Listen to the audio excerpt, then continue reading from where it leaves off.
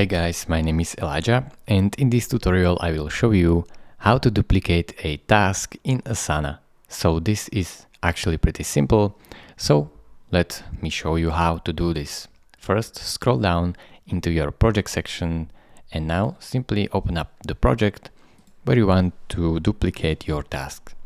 Now, in order to duplicate a task, so let's say, for example, I want to duplicate the task 1. What I will do is to right click and select duplicate task. Now I can select what I want to include in this duplication of the task and also select a name for this task. Then if I'm done making my changes, just create new task. So click on it and now your new task is duplicated. Thank you for watching. If this video was helpful to you, consider subscribing and liking this video, and I will see you in the next tutorial. Bye bye.